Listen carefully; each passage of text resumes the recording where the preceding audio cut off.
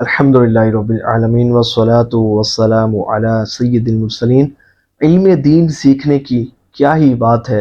حضور نبی پاک علیہ الصلوۃ والسلام کا فرمان عالی شان ہے کہ علم کی مجلس میں شریک ہونا 1000 جنازوں میں شرکت کرنے، 1000 بیماروں کی عیادت کرنے اور 1000 رکعت نفل پڑھنے سے بہتر ہے۔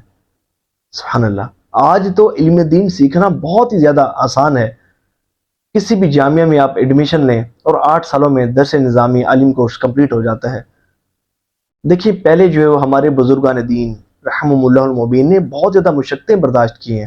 16 سال کی جو ہے وہ درس نظامی ہوا کرتی تھی، دریاؤں کو، صحراؤں کو، بیابانوں کو عبور کرتے ہوئے اتنی مشقتوں کے بعد جو ہے وہ بندہ علم دین حاصل کرتا تھا۔ آج تو بڑا آسان ہو گیا۔ ایک وقت تھا کہ جب بغداد میں معتزلہ کی حکومت تھی۔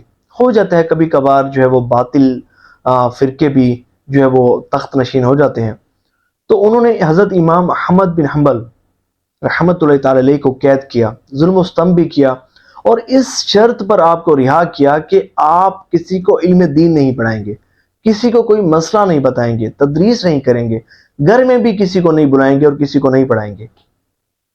تو اس شرط پر آپ کو رہا کیا گیا۔ تو جب آپ کو رہائی ملی، آپ اپنے گھر جا رہے تھے، تو راستے میں ایک طالب علم کی آپ سے ملاقات ہوئی اور عرض کی حضور میں مراکش سے آیا ہوں اور علم دین حاصل کرنے کے لیے آپ کی خدمت میں حاضر ہوا ہوں۔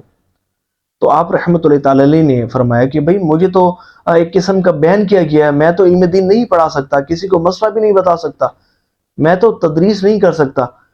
تو اس بچے نے کہا، اس طالب علم نے کہا، حضور کچھ تو شفقت فرمائیں، ہزاروں کلومیٹر کا فاصلہ طے کر کے میں آپ کی خدمت میں حاضر ہوا ہوں، کوئی تو ایسی صورت نکالیں کہ میں علم دین سے محروم نہ ہو جاؤں۔ تو آپ رحمۃ اللہ تعالی علیہ نے جب اس کا جذبہ دیکھا تو آپ نے فرمایا کہ اچھا ایک طریقہ ہے، تمہیں کرنا یہ ہوگا کہ تمہیں بیکاریوں کی صورت اختیار کرنی ہوگی۔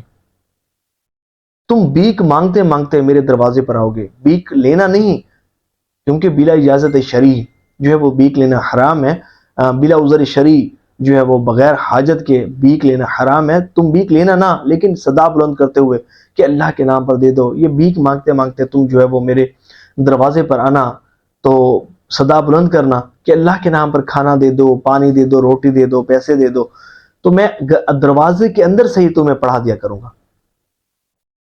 تو کتابوں میں آتا ہے کہ وہ 1 سال تک حضرت امام احمد بن حنبل رحمۃ اللہ تعالی علیہ کے دروازے پر بیکاریوں کی صورت اختیار کر کے آتا رہا اور علم دین حاصل کرتا رہا۔ تو جب اپنے علاقے میں گیا تو اپنے علاقے کا بہت بڑا امام بنا۔ تو یہ ہے علم دین جو اپنے حاصل کرنے والوں کو تخت پر بٹھا دیتا ہے، ان کے سروں پر عزت کا تاج سجا دیتا ہے۔ دیکھیں امیر اہل سنت آپ فرماتے ہیں کہ ہر گھر میں ایک عالم دین ہونا چاہیے۔ اور علماء کی کیا شان ہے، حضور نبی پاک علیہ الصلوۃ والسلام کا فرمان عالی شان ہے کہ عالم کو عابد پر اس طرح فضیلت ہے حاصل ہے کہ جس طرح میری فضیلت تم میں سے سب سے ادنا امتی پر ہے۔ تو نیت کریں کہ آپ بھی اپنے کسی ایک بچے کو عالم دین ضرور بنائیں گے، اسے علم دین کے زیور سے ضرور آراستہ کریں گے۔ تو دعا ہے کہ جو اللہ کریم جو سنا اس پر عمل کرنے کی توفیق عطا فرمائے۔ آمین بجائے خاتم النبیین وصلی اللہ تعالی علیہ وآلہ وسلم۔